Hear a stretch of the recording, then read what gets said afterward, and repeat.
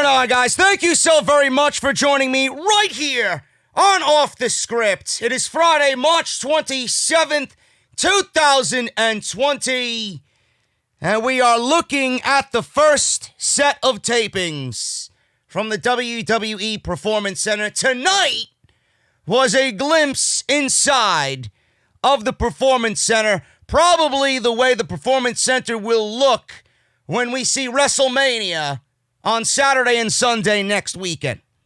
WWE fixed up the Performance Center with some big pillars in the back. They got all the lights going on all over the place. It's pretty much set up for the string of tapings that they did this week, starting with SmackDown, Monday Night Raw, NXT, and then obviously WrestleMania on Wednesday and Thursday. That was taped this week as well.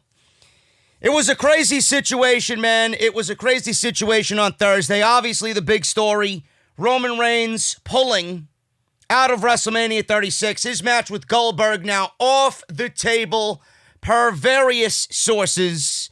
You would not know the difference because WWE continued to post about Roman Reigns and Goldberg on social media. They continued to hype the match on SmackDown tonight. Even so, with the Triple H versus Roman Reigns match dating back to WrestleMania 32 to get you guys excited about seeing Roman Reigns in the main event of WrestleMania this year. Now, unlike WrestleMania 32, this WrestleMania will be in front of no fans, and I don't know how exactly I'm supposed to get excited about Roman Reigns in the main event of WrestleMania when you're showing me a WrestleMania match that may go down as one of the worst in WrestleMania history with Triple H. So that was on tap tonight for SmackDown. The Roman Reigns situation, I don't want to talk about it anymore on top of what we will just go over briefly here on the show. I talked about it in the best way that I possibly could on the podcast today that went up around 4:30. If you missed Off the Script on episode 319 today, make sure you go out and watch it, please, because there were a lot of people on social media that did not understand my point of view.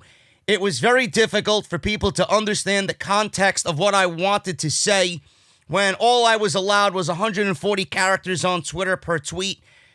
It became such a shitstorm that I've gotten more death threats and more people wishing me that I had the virus than I think I've ever had in my entire podcast career. All because I stated that Roman Reigns, yes, removed himself because of his health concerns, but also because he was the one who wanted to stand up for the rest of the roster, because there were reports that the majority of the roster did not want WrestleMania to take place in its current inception.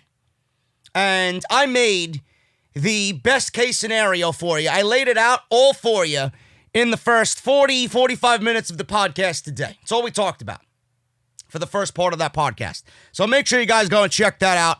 It is an absolutely great listen. I am very proud of what I did. Hopefully everybody understands where I'm coming from. The trolls, they won't understand anything because they're fucking irrelevant and they have no brains.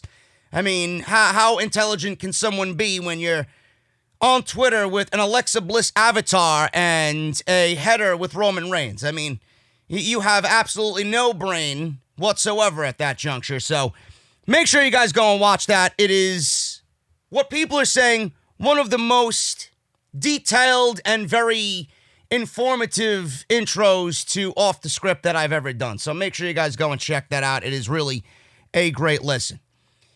On top of what we got with Roman Reigns, we're going into SmackDown tonight. We got Asuka versus Alexa Bliss. Got news on Asuka. I also got news on Cesaro tonight. Major news that you will not be seeing them on WWE television for the foreseeable future. So we'll go over that. The Usos and the New Day. I know it's boring. I know it's been done to death. But these two teams went head-to-head tonight to crown a number one contender for Miz and Morrison's Tag Team Championships And there was news about The Miz in regards to this entire Roman Reigns situation, which I went into full detail, like I said, on Off the Script. But going into this SmackDown, I'm like, okay, the Usos versus the New Day. And the winner of this match is going on to fight Miz and Morrison at WrestleMania. How are you going to leave either the Usos or the New Day off of WrestleMania? Didn't really make sense to me. It's not in WWE's itinerary to leave off the Usos or the New Day, being that the Usos and the New Day are the two teams that WWE pushes more than anybody on television. So this match was only going to end up being one way. The result was only going to be one way and one way only, and that was a no contest, which leads to both teams getting on WrestleMania's card. Or that's what you would think. The Miz is not going to be on WrestleMania either, which we will go over when I talk about Asuka and Cesaro. Outside that, nothing else happened on SmackDown Live, but we'll try to make the best of it. Oh, yeah, I forgot. The very poor reaction that I've seen on social media and the very lukewarm delivery from Bray Wyatt. Bray Wyatt and John Cena is now a Firefly Funhouse match. I mean, they could have made it a little bit more sinister and evil and more, I guess, epic. But this is WWE's version of WrestleMania this year. So them announcing a Firefly Funhouse match is not all that surprising. Leave it to WWE to water down whatever is interesting, the little that is interesting on this show. So we'll go over that and what Bray Wyatt did and said in regards to John Cena and challenging him to a Firefly Funhouse match at WrestleMania.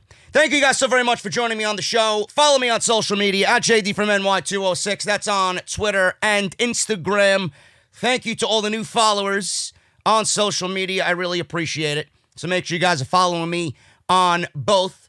Off the Script is live. Go check it out. I'll be back, as always, on Saturday with part 2 around 5:30 on Saturday afternoon. And want to let you guys know that I will be live streaming on Twitch with a watch-along for a classic WrestleMania. So watch out for my Twitter account tomorrow, where I give you guys a poll to vote on which WrestleMania we all sit down and watch. We'll share some cold beverages. We'll talk WWE. It should be a good time, and that is on my Twitch. If you're not following me on my Twitch, everything you need is linked down below at the bottom of the description of this very video. Hit that subscribe button, turn on that bell for all notifications, and if you guys want to support the podcast via Patreon, you guys can certainly do that as well. Patreon.com/JDfromNY206. And today's podcast is brought to you by my good friends over at Audible. audibletrial.com/offthescript. I know the lockdown and the stay-at-home orders are probably driving you guys crazy. There's no better way to entertain yourself during this time. You know, it's great to entertain yourself with podcasts and audiobooks, video games. So if you guys want a free audiobook, Audible is giving you guys some entertainment during this stay-at-home. audibletrial.com/offthescript. They're going to give you guys 30 days free and one free audiobook when you use our unique link. So make sure you guys claim your free book today using audibletrial.com/offthescript. Thank you guys so very much for supporting me and my good friends over at Audible. So SmackDown started tonight with something that I have absolutely, virtually no interest in, and that is the Women's Championship situation with Bayley and Sasha Banks. They both came out to the ring. Now, I want to see Bayley and Sasha Banks in a great, epic feud that really picks up where those two left off several years ago in Brooklyn at the first TakeOver Brooklyn. Now, I'm glad we're not getting that at WrestleMania, but I want everything to go back to normal, and then we can revisit Sasha and Bayley on SmackDown, because as it stands right now, in this women's division, that is the only match that I think holds any value whatsoever. Everybody else in that women's division is absolutely worthless, in my opinion. There's not one woman on that roster that stands out, more than Sasha Banks and Bayley. That's the match that you do when the time is right, when the time calls for it for the Women's Championship. Bayley turns babyface, Sasha remains heel. Easy, good to go, very simple to book. Leave it to WWE to fuck it up. Now, WWE wanted, I read today in a report on Off the Script that you guys will see tomorrow, WWE wanted to do Bayley versus Sasha Banks at WrestleMania, and they came up with the idea 2 weeks before all of this shit went down. So that's something I want you guys to just visualize. That's how much the women's division means to my good old buddy Bruce on SmackDown. What's wrong with Sasha and Bayley, Bruce? Is it worth only 2 weeks to you, Bruce? You fucking clown, Bruce? Let it mature and give it the proper attention that it deserves. It's not worth 2 weeks. What do you think this is? A fucking Tamina Snuka match? What do you think this is? A Nia Jax match? What do you think this is? An Alexa Bliss feud? Clowns. Now watch all these Stan accounts come attack me on social media. Anyway, Sasha Banks and Bayley came to the ring. They wanted to talk about the Fatal 5-Way at WrestleMania. So they entered the ring. Bayley talked about WrestleMania being 2 nights this year. It's too big for one night. It's too much garbage for one night. That's my catch line or hashtag for WrestleMania. Too much garbage for one night. Bayley talked about WrestleMania being 2 nights this year. Sasha says it's supposed to be a magical time where anything can happen and dreams come true. Not this year, honey. Not this year, honey. I'm sure Mikaze is making your dreams come true. Hopefully. Otherwise, I'm going to have a word with him. Bayley said their WrestleMania is a nightmare. Jesus Christ, is that a fucking understatement? Their WrestleMania is a nightmare. Yeah, honey, so is our WrestleMania. Their WrestleMania is a nightmare this year because Paige is jealous of them and how dominant she's been. She said she's putting her in a match at WrestleMania against 4 other challengers. How is that fair? Sasha said it's not fair.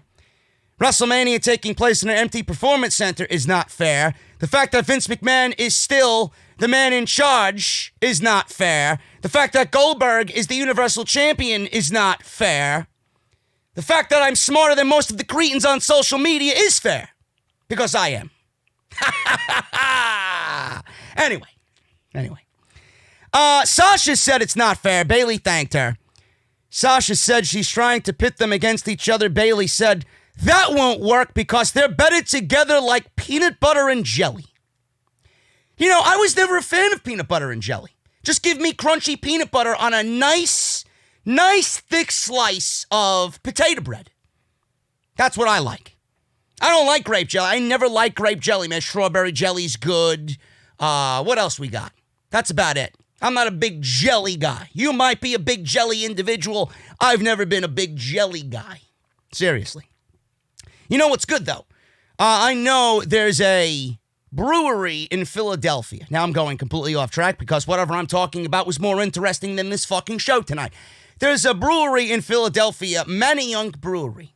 I remember, I can't find it anymore. They have one of the best peanut butter and jelly porters. Fucking phenomenal. I can't find it anywhere. I don't even think they make it anymore. They got regular peanut butter porters. They got a bunch of other shit. I can't seem to find the peanut butter and jelly porter. So I need to find that. That's the only time I'll accept peanut butter and jelly. So she says, am I right? Bayley asked. Sasha hesitated because Sasha is eyeing the championship for herself. It's not that difficult to figure out. Lacey Evans then comes and ruins the entire moment, and then my attention is diverted elsewhere. Evans came out and told Bayley her mouth is nearly as big as her hat. She said her best friend can barely get a word in. Bayley said, I've got a word for you, loser. Man, I love Bayley. That's a line I'd use. I got a word for you, loser. Sasha told Lacey to go talk to somebody who will listen like her bratty little kid.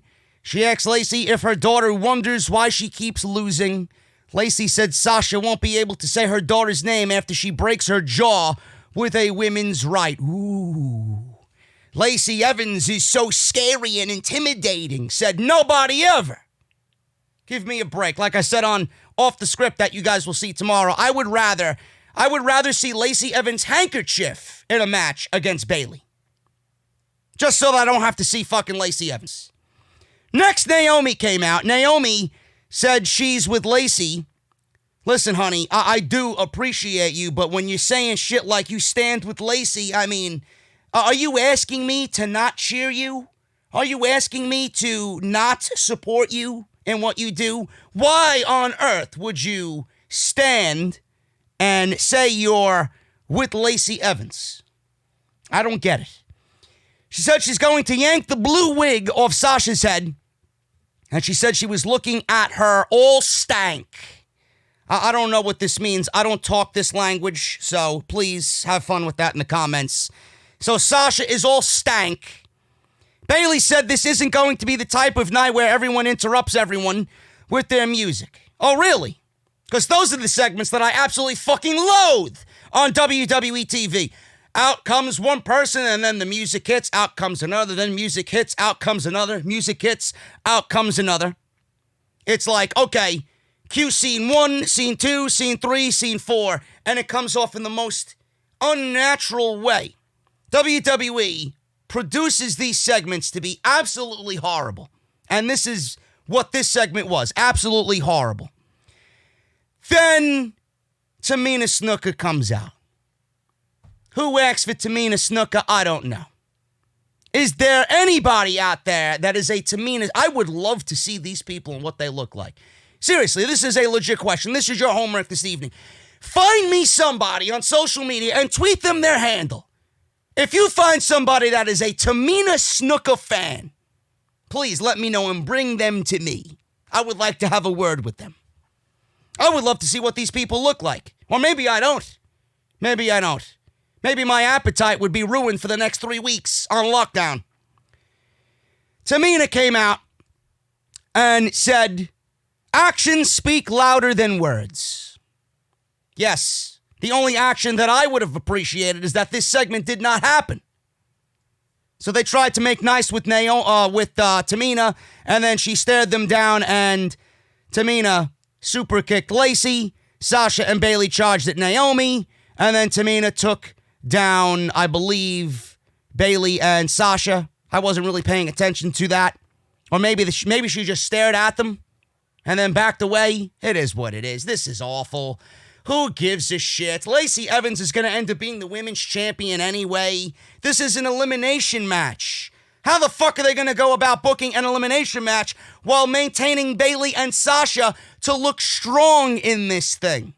I would be shocked if WWE does not give the title to Lacey Evans. This was awful. Sasha and Bayley deserve better. The entire fucking fan base deserves better than the fucking shit we're getting on this show. Nobody gives a shit about this division. Nobody gives a shit about this match. The only women we care about are the two women that first came out to start this segment. I can't stand it. You want a bathroom break during WrestleMania? There you go, folks. 5 women. 5 women in one match. Bathroom break. Drew Gulak versus Shinsuke Nakamura, Sami Zayn, and Cesaro. Well, more Sami Zayn on commentary, but Cesaro was out there as well. So Sami joined Cole on commentary at ringside. Sami says he's not remotely worried about what's going to happen because he's confident Nakamura will defeat Drew Gulak. Sami said Nakamura has been on the top of his game since he took him under his tutelage. Really now? That's really a misnomer there, Mr. Zayn. If he was, wouldn't he be the Intercontinental Champion? I'm just saying. And I love me some Sami Zayn. So Gulak wins here in 4 minutes in a very, very lackluster effort. I mean, this match is the very definition of WWE's WrestleMania season. You have Daniel Bryan in an potential Intercontinental Championship match, and the best case scenario here for Bryan to get a championship match is to have an accomplished wrestler in Drew Gulak beat Shinsuke Nakamura, who's a legend in his own right, in 4 minutes. You mean to tell me we really needed to see Triple H versus Roman Reigns in another rerun of a WrestleMania nightmare instead of giving these guys another 6, 7, 8, 9, 10 minutes on SmackDown to maybe make the Intercontinental Championship match at the pay-per-view seem a little bit more substantial. 4 minutes. Drew Gulak wins in 4 minutes against Shinsuke Nakamura. How did he win? Nakamura set up for the Kinshasa. Bryan was on the outside. Gulak was leaning against the ropes. Bryan yanked Gulak out of the way, and then Gulak executed a jackknife cover on Nakamura, and he got the 3 count. Sami Zayn threw a fit at ringside, asking for the referee. What happened? What happened? Did you not see what happened? Blah, blah, blah, blah. Now, I enjoy me some Bryan and Gulak. I really do. I think, when you think about it, Gulak first came to SmackDown from 205 Live. I thought this guy was going to be an absolute jobber to the stars.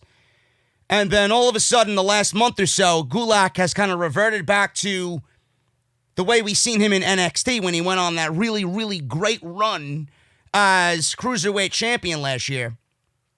And he's back to that Drew Gulak, not the PowerPoint presentation, fucking Vince McMahon geek-like version of Drew Gulak.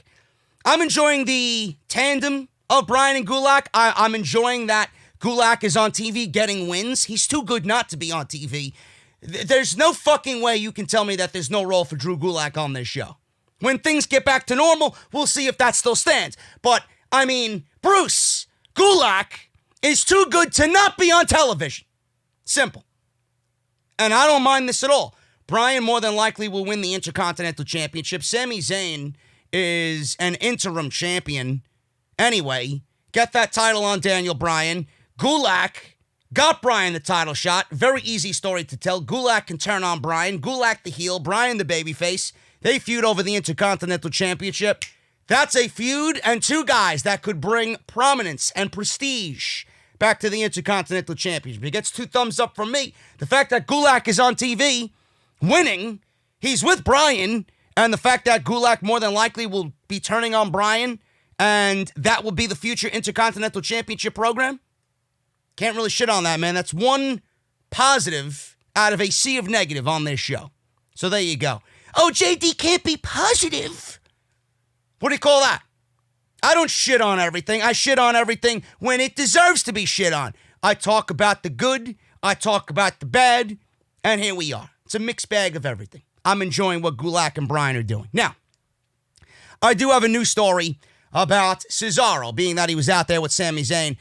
Asuka and Cesaro update on WrestleMania for both. WWE sources confirm that Asuka and Cesaro did not work at the WrestleMania tapings, so if they are off the road, then it would be for the next TV tapings. Now, Wrestling Inc. is reporting that Asuka and Cesaro are off all WWE shows for the foreseeable future. It was not officially announced. The plan was for Asuka and Kairi Sane to defend the Women's Tag Team Championships on WrestleMania against Alexa Bliss, Nikki Cross, and potentially Beth Phoenix and Natalya in a 3-way match. Those plans have been dropped, and rightfully so, because the match would have been fucking terrible. There's no justification as to why that match needs to happen. None. Save it for a fucking SmackDown show. It is not WrestleMania worthy. I don't give a shit. Okay? The more matches you add, the worse this show is rapidly becoming. And it's already fucking the worst WrestleMania ever. At this point, there is no word on if an illness is keeping Cesaro and Asuka off the show or if they're simply choosing not to travel out for the event out of precaution. So please keep in mind that no one has said anything about them being ill, and nobody has been confirmed as testing positive for the virus. WWE has been taking every step to minimize the risk of everyone getting exposed to the virus, so anyone showing any signs of illness has been told to stay home. Now, it's crazy. I got shit on social media for giving my opinion on the Roman Reigns situation and him pulling himself from WrestleMania. I went over all of it on Off the Script. Go listen to the video. In that video, I stated, yes, it was about his leukemia. Absolutely, his health is number one, and he took his health as the number one reason why he backed out. But I also gave you reasons as to why Roman also was the perfect spokesman for stuff like this happening. Do you think someone like Asuka or Cesaro would be able to go to Vince McMahon and say, hey, boss, I'm not working this show. I'm not coming to work for WrestleMania? Even when Asuka had a scheduled match for WrestleMania. I don't think Vince would have abided by that if they were 100% healthy. Now, they're not ill. In any report that I read, they're not ill. This happened, and it's possible that this happened because Roman Reigns backed himself out. He was the first one to back himself out of WrestleMania. Now, by him doing that, that made it a little bit more comfortable for someone like Cesaro and Asuka to go and tell WWE management, hey, if Roman's not coming to work, I'm not coming to work either. It's very simple, folks. It's very simple. I never said it was not about his leukemia or his health. But I do think that Roman used his positioning in the company for stuff like this to allow people like Asuka and Cesaro, two individuals who are on the lower end of the totem pole in WWE, to go out there and be a little bit more comfortable and request, hey, I'm not coming to work. I'm not coming to work. Now, the ones that have now been named as not competing at WrestleMania. Roman Reigns, obviously, he's the biggest name. Andrade is not going to be on WrestleMania. He was supposed to have a match with Garza, teaming up with Garza against the Street Profits. His replacement is Austin Theory. Austin Theory, I don't know how they're going to make sense of that on Monday Night Raw. Apparently, there's a storyline in place for the Monday Night Raw tapings. How they make sense of it, I don't know. I don't even give a shit how they make sense of it because whatever WWE presents to us is not going to make any sense. Garza and Austin Theory have literally nothing to do with each other.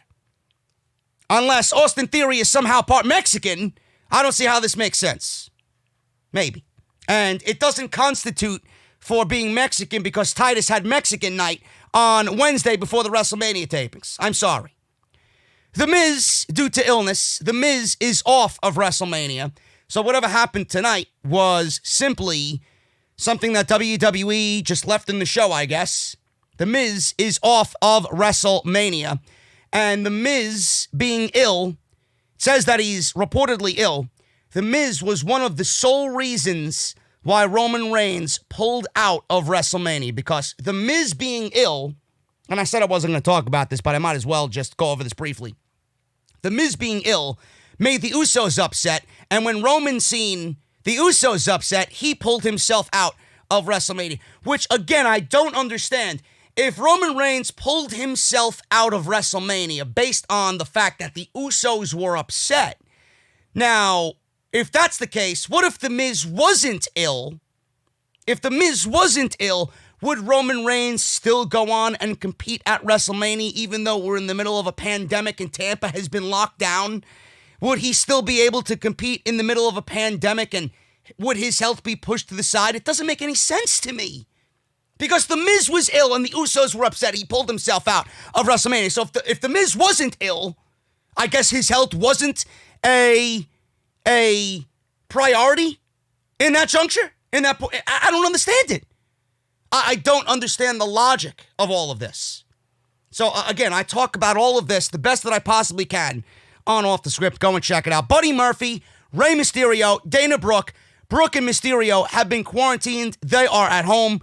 Buddy Murphy not on WrestleMania. He will not be there with Seth Rollins. Asuka and Cesaro, the latest victims of the WrestleMania curse, is what I'm going to go and call it. The WrestleMania curse.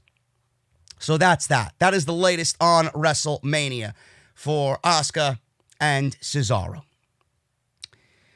So we see Dolph Ziggler and a recap of Dolph Ziggler and Otis from last week on SmackDown. Mandy Rose, Otis, and Dolph Ziggler from last week, where Ziggler showed Otis pictures of him and Mandy together.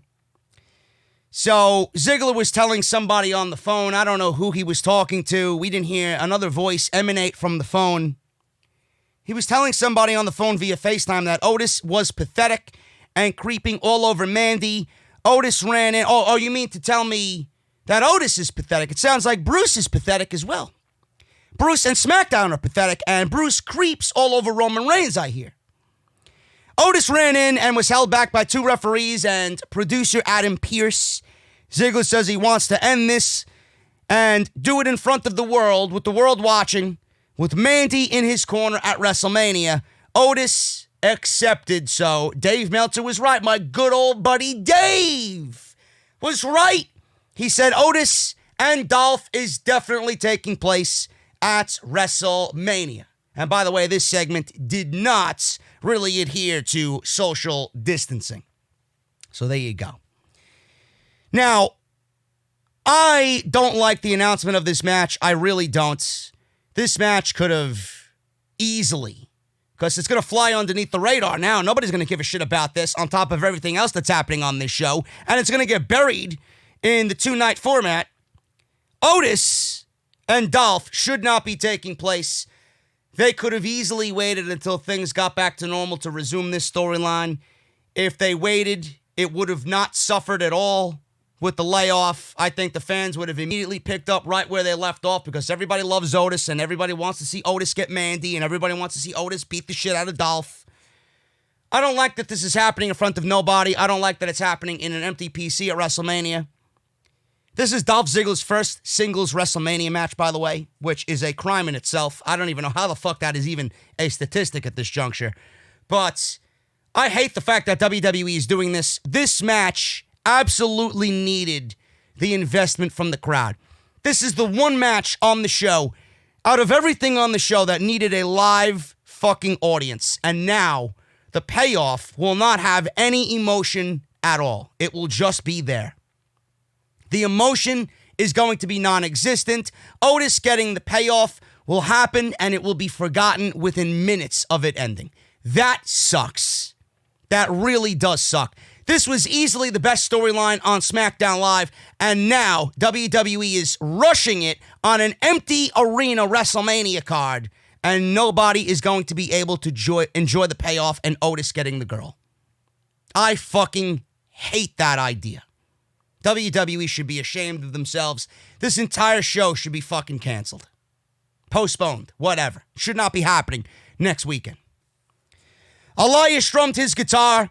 He was on that little eagle perch inside the Performance Center. You know, the one that Johnny Gargano and Tommaso Ciampa destroyed a couple of weeks ago. And for everybody that said, oh, JD, where's the NXT review? It's in the podcast today. Go listen to it. Full-blown NXT review in the podcast today. Why didn't I do it? Because there wasn't enough content to make a full-blown video out of, so I just incorporated it into OTS on Friday. Elias strummed his guitar, sang a song called Kingdom of Fools. Sounds like it's about Bruce and Vince McMahon and the entire WWE management team. WrestleMania is too big for one night. After I destroy Corbin, he's going to see the light. At WrestleMania, the chances of Corbin winning are narrow, so bring your medieval costume and a bow and arrow. I stocked up on toilet paper in these times of distress, and I stamped your face on every roll. I just confess. And they showed a graphic of Baron Corbin's face CGI'd onto a roll of toilet paper. That may seem harsh, but it's the least of what you deserve. You're thrown into the toilets, and you are a turd. And then they show an image of Corbin sitting on a toilet. Man, oh man, whoever wrote this, please do yourself a favor and never, ever contemplate getting into the music business. Holy shit. Elias then thanked everybody at the Performance Center for listening. Corbin then attacked him from behind. He asked if he thinks it's funny trying to embarrass him like that. He threw Elias over the platform, and Elias hung on from above. Corbin kept trying to knock Elias down, but Elias hung on. Corbin then took his scepter and jabbed him in the head, and Elias fell down to the concrete below. It was like an image or a scene out of The Lion King. And I will say this. This feud sucks. Nobody's interested in anything these two guys are doing. This is the furthest thing from a fucking WrestleMania match that I think I could possibly ever conceive. But And I'm hoping that this match doesn't happen after what we've seen here tonight, because there's no way, right? I mean, you're going to fall 10 feet, 15 feet from a perch at the Performance Center onto some fucking concrete. I don't think you're making WrestleMania, bro. But I will say this, the one positive, and this gives WWE some sort of positivity going into this horrific nightmare shit show called WrestleMania 36, the fact that the show was taped, and the fact that tonight's SmackDown was taped along with everything else that we'll see in the next couple weeks, the fact that it was taped, it really made this segment stand out tonight, because the cutaway and the filming from above, watching Elias fall, you didn't really see him hit the concrete, but it was done in a very cinematic way. It was actually kind of cool. And I like seeing stuff like that. WWE should really do more stuff like that and integrate it into the live shows. It would be a fresh take, and it would be something that WWE doesn't really do. It would be outside the norm of what you see on WWE television. I would like to see more stuff like this integrated, minus Corbin and Elias, integrated into the show. I thought this was great. Now, hopefully the match is canceled at WrestleMania. But hopefully both guys are in good health. Seriously, even though Corbin has me blocked like a fucking cocksucker on social media, I hope he's in good health. Asuka versus Alexa Bliss. You'd be lucky if I watched 10 seconds of this fucking nightmare on SmackDown. Alexa Bliss wins clean. I'm sure all the Asuka fucking troll accounts on social media are having a field day with this one. Asuka loses clean. Nikki Cross. What the fuck did Vince McMahon and Kevin Dunn and Bruce Pritchard and everybody on SmackDown do to my beloved Nikki Cross? I don't know who the fuck this woman is. The Nikki Cross I know is dead. The Nikki Cross that I remember from NXT. The good old Nikki Cross days in NXT, where she actually had fucking personality, where she had identity. I don't know who the fuck this woman is. Please, if you know who this woman is on SmackDown that you watch jump up and down on the announce table like some fucking circus act, I'd love for you to tell me who this is. Because this was absolutely fucking nauseating. Come on, Lexi! Come on, Lexi! Come on, Lexi! Who the fuck was that? Seriously. Come on, Lexi! Yeah, great job there, Bruce. Great job. Still wondering where the fuck Mustafa Ali is. Come on, where's Ali? Yeah, Bruce. Clown. Alexa Bliss wins in 10 minutes. I don't even know what the fuck happened in this thing. I got no notes on this fucking match. Nikki Cross is on commentary. Her enthusiasm was helping Alexa Bliss through this difficult match. And Alexa Bliss wins with a DDT. Oh, I'm sorry, honey, you're not going to be on WrestleMania's card. How does it feel? How does it feel? Go home and play with your fucking pig, clown. Moving on. We go to hour 2. Roman Reigns and Triple H from WrestleMania 32 years ago. I got cold chills and cold sweats, and yes, I'm fine. I am not with virus, but this match is a virus. Literally.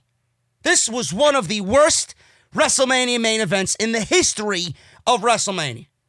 I don't know how anybody sat there and watched this shit. I'll tell you what, I had the background noise on. I heard WWE, for the most part, keep the original sound in the match. Roman was booed.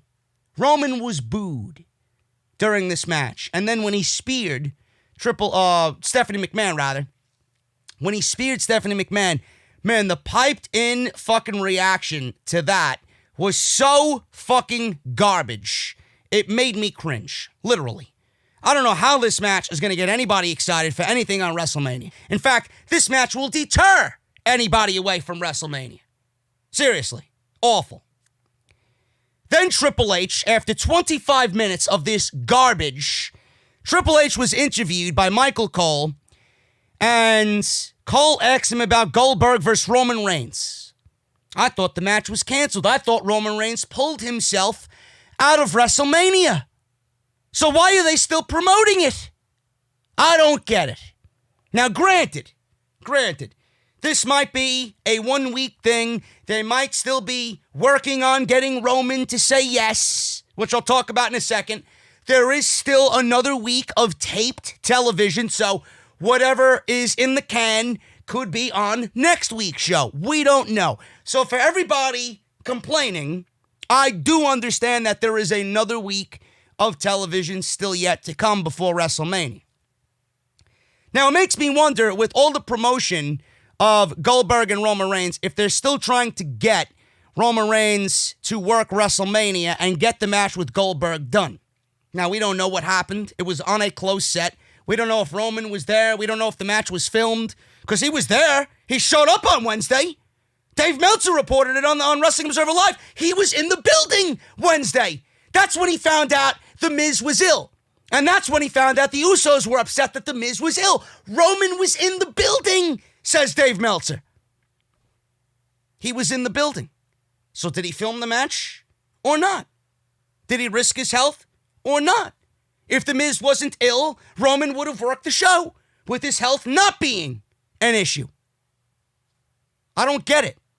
And if he didn't film the match, it certainly looks like WWE is trying to get Roman and convince Roman to do the match. Well, JD, how could Roman do the match if there's a lockdown in Orlando that went into effect at 11 p.m. on Thursday? I'm sure WWE could work with local state officials and get Roman a working order or some slip to sign saying that he is an essential worker. It's WWE. I'm sure they will work their way around getting Roman into that essential worker category if they wanted to do the Roman Reigns versus Goldberg match. That's not an issue. They got all week to get that shit done. They got all week to do the fucking match and then put it on the show on Saturday or Sunday. I would much rather... Listen, with the rumors going around that Braun Strowman versus Goldberg is the fucking main event of WrestleMania, I would take Roman Reigns 1,000 times over. Braun Strowman doesn't belong as the Universal Champion. He doesn't even belong on the active roster. So it makes me wonder what is going on here with Roman Reigns. We got next week. They might film an angle. They might have filmed an angle that takes place next week. So we'll figure that out. So Triple H says Goldberg versus Reigns, in regards to this, it's all about intensity. He said the difference between them is Reigns has intensity that builds, whereas Goldberg's intensity starts at peak level but lasts for a brief period of time. He said he's in the ring with both guys, or has been in the ring with both guys, and Reigns gets stronger as the match progresses, like he feeds off whatever you bring to him. He said if Reigns can handle the initial onslaught, it will all be big dog in the end. Whatever. I don't give a shit. I really don't give a shit about anything that pertains to this match. I really don't. Moving on. New Day cut a promo hyping their match. Big E looked like he was drugged the fuck out. Eyes all red. Said it's going to pain them deeply to give the Usos a beating, but your daddy's got to become 8-time tag team champions because New Day rocks. There you go. We see The Fiend inside the Funhouse. He's pointing at a WrestleMania sign. They show highlights of him. Let me rephrase that. They show highlights of him pointing at the WrestleMania sign. And then Cena tipping his cap. And then we see the Firefly Funhouse. Bray stared at a photo of John Cena on the wall with his eyes all blacked out. I wish my eyes were fucking blacked out so I didn't have to watch this show next weekend. He turned to the camera and waved to his Fireflies. He tried to stay positive, but then he yelled for the lantern to stop tormenting him. The lantern, Bray Wyatt's lantern with the open mouth and the fucking sewn shut eyes, was on the table next to him, torturing him apparently. Just like this show and Bruce torture me every fucking week. He told the lantern head that he failed against John Cena, whereas Bruce fails as executive director every single week, where Vince fails as an owner every single week. How are those stocks doing, Vince? Yeah, down to $30 a share. I see you. Holding WrestleMania in a fucking warehouse with no fans, clown. Abby the Doll said he's delusional. Oh, just like Vince McMahon is delusional. He asked if he has the secret formula to beat John Cena. I would love to know what the secret formula is for us to get a damn good show on Friday night. I don't think that recipe exists. Bray said that he does have a secret formula. So we see a blender on the table in front of him.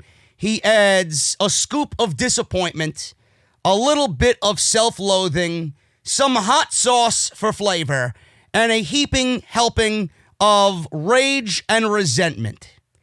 Man, it sounds like me watching SmackDown Live on Friday. A little bit of disappointment. You always get that. That's on every dish served on Friday night. A little bit of self-loathing. Oh, yeah. All the time. Some hot sauce. I'm not a big hot sauce guy. As long as it's mild, I'm good to go. And then a heaping helping of rage and resentment. Sounds like how I feel after watching SmackDown Live. Yes, and I still call it SmackDown Live, clowns. Don't at me, please. I wish we could go back to those days. So Ramblin' Rabbit leapt up with a carrot and said to add the carrot because it'll help him see John Cena. You know, because carrots are good for your eyesight, right?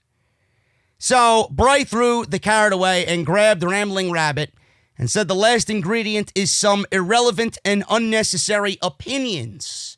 Oh, just like all the people on social media that have Roman Reigns, Alexa Bliss, and Becky Lynch and Bayley as their avatars wishing me death and pissing on my grave at my funeral. Okay, those irrelevant opinions. Got it. It's a recipe for success. So he throws Rambling Rabbit into the blender, and this is the last ingredient. So Rambling Rabbit begged not to be grinded up in the blender. He turned on the blender, did Bray, and Rambling Rabbit was once again killed. Rambling Rabbit was turned into pulp by Bray Wyatt. Bray left. He drank the smoothie, and it looked like carrot juice. The final product looked like carrot juice. He drank his perfect concoction to beat John Cena at WrestleMania. A light bulb went off in his head. Bray said Cena deserves more than an ordinary match. He said he wants them to step into his world of mayhem where the fun never ends. He is officially challenging you to a Firefly Funhouse match at WrestleMania. He then guzzled the smoothie and said it tasted great. He said there is one nasty side effect, though, and we've seen images of the Fiend flash on the screen, and then let me in. That was it.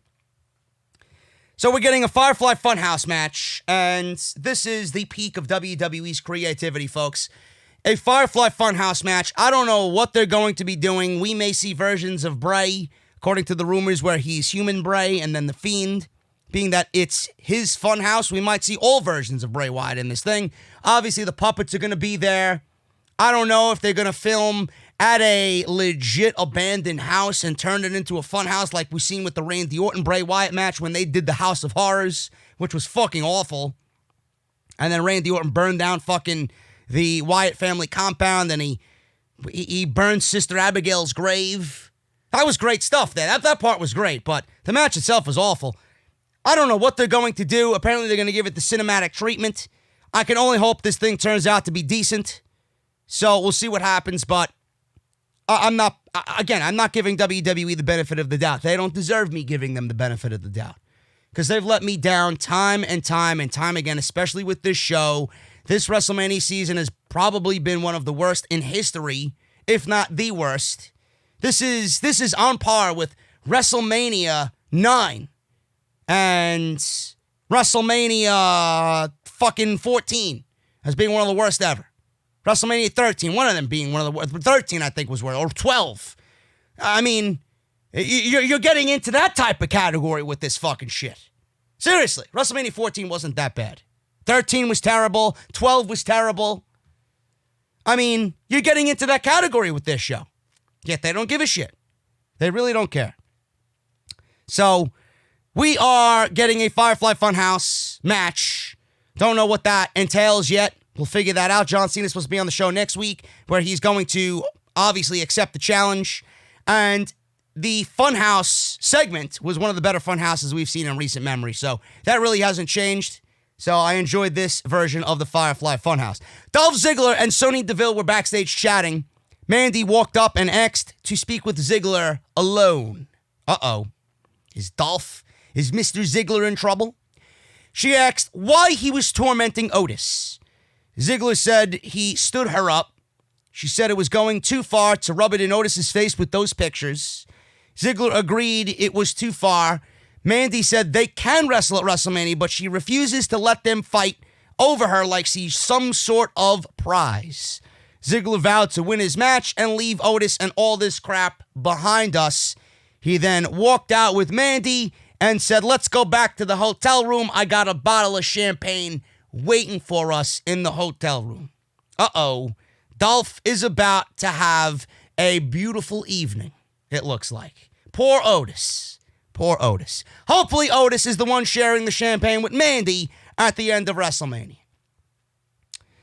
So Miz and Morrison, hey, no, are at ringside doing commentary. New Day versus the Usos. Winner gets a tag team title match at WrestleMania. Quickly, I said it in the beginning, there was no way that WWE was going to book WrestleMania without the Usos or the New Day on the show. It does not fit WWE's itinerary at all. So instead of going over what had happened here, which the ending kind of made everything in the match pretty much worthless, we got, towards the end of this thing, Miz and Morrison stood up and chanted for themselves on the table. They were doing their Miz, hey, Miz and Morrison, hey, ho, ho chant. Kofi knocked Morrison down. We got one of the Usos leaping to the outside of ringside. There are bodies everywhere, says Michael Cole, as he echoed all night through the empty Performance Center. I will give Michael Cole credit. I hate doing commentary by myself. It really sucks. I need somebody to feed off of. I need somebody to bounce fucking commentary off of. The only credit I will give Michael Cole is that it sucks having an empty arena and doing that by yourself. It really fucking sucks. I hate it. I can tell you firsthand, I hate it. So we got bodies everywhere. Michael Cole's echoing all night through the fucking Performance Center. It sounded awful. Big E dove through the ropes, and he did his suicide dive onto one of the Usos. Miz and Morrison attacked Big E. The referee called for the bell. We got a double disqualification. Miz and Morrison then beat up New Day and the Usos in the ring. Cole stood up and said he had breaking news from WWE officials. He told Miz and Morrison they won't have to face either of those teams, but instead, both of the teams in a triple threat ladder match at WrestleMania. John Morrison called Michael Cole an idiot, and the New Day and the Usos with Miz and Morrison at WrestleMania for the tag team titles. Now, always a decent match between the Usos and the New Day. I didn't really care because I've seen it for like fucking 5 years now, on and off. So I don't give a shit about what they do on a meaningless episode of SmackDown. The ladder match sounds intriguing, but we're not getting the ladder match. We're not getting the ladder match. The Miz is ill. The Miz is quarantined. The Miz is at home. So The Miz is not going to be competing at WrestleMania per reports from the Wrestling Observer. So that takes John Morrison out of the equation. Now, I don't know what they do with the New Day and the Usos. The Usos apparently were upset at The Miz being ill. I don't know if they still competed. I don't know if they're on WrestleMania. This match is clearly not taking place in the way that WWE laid it out on the show tonight. Now, I read a report. I don't know if it's true or not. I read a report from the Observer that it's going to be John Morrison versus one of the Usos, and that will be for the Tag Team Championships. Or it could be one of the Usos, one member of the New Day, and John Morrison in a ladder match. It won't be a tag team ladder match, but it'll be a triple threat ladder match with one man from each team representing their team. That could be another option as well. I don't know what they do, so Miz won't be able to be there. Morrison will. If they still want to use the Tag Team Championships on WrestleMania, Morrison will still be there.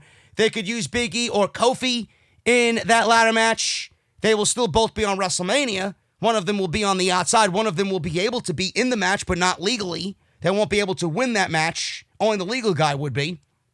And that same stipulation could go for one of the Usos, whether it's Jimmy or Jay. So I don't know what they do, but I got to let you guys know again, The Miz is not going to be on WrestleMania So he's home ill, and he was the one that kind of triggered the Usos being upset, which triggered Roman enough to have himself say, you know what, fuck this shit. I'm pulling myself out of the Universal Championship match at WrestleMania against Goldberg. So I don't know what's going on. Everything is just up in the air. You know, we don't have any solid confirmation on this show tonight. We got one more SmackDown show. Maybe we'll find out what happens to The Miz next week. Maybe we'll find out what happened to Roman Reigns next week. Or maybe none of this shit happens and we'll find out on WrestleMania Saturday next week. We don't know. We don't know. Apparently, they got storylines in place for Miz. They got storylines in place for Roman Reigns' replacement. They got storylines on Monday Night Raw to explain why Andrade is being replaced by Austin Theory in NXT. I don't know. This entire WrestleMania season has been a fucking headache, not only for the WWE, but for us podcasters, for people like me. It's never-ending work. I am grateful that I have work, but man, oh man, I would give anything to have some semblance of normal and ordinary, the way WWE usually does things. I really do. I can't stand all this stress. I can't stand all these changing parts. It's not really putting me in the mood at all for WrestleMania. And I'm grateful I have work on Saturday and Sunday, but I just can't bring myself to fucking care. And we talk about it on Friday. On Friday's episode, we talk about it on Saturday's episode. I go over the full WrestleMania card, break it down for you, give you my opinion on what should be the main event of Night 1 and Night 2. So there's a lot going into tomorrow's show as well. And I hope you guys join me for OTS 319 part number 2. Guys, I'm getting out of here. Thank you so very much for joining me on the podcast tonight. Hit that thumbs up. Hit that subscribe button down below. Turn on that bell for all notifications. If you guys want to support the podcast via Patreon, you can certainly do that. Patreon.com/JDfromNY206. Follow me on social media at JDfromNY206. And make sure you guys follow me on Twitch.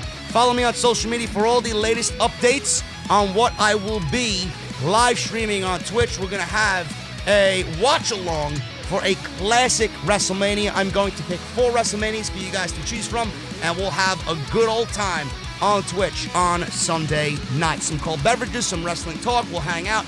It'll be good, so let's make it special. Hit that thumbs up, guys, and I'll see you right back here tomorrow for OTS part number 2, and make sure you catch part 1 already uploaded on the channel. Go and check it out and let me know what you think of my viewpoint of Roman Reigns pulling himself out of WrestleMania. Until then, guys, take care, and I'll see you right back here tomorrow afternoon for OTS part number 2 of episode 319. See you guys then.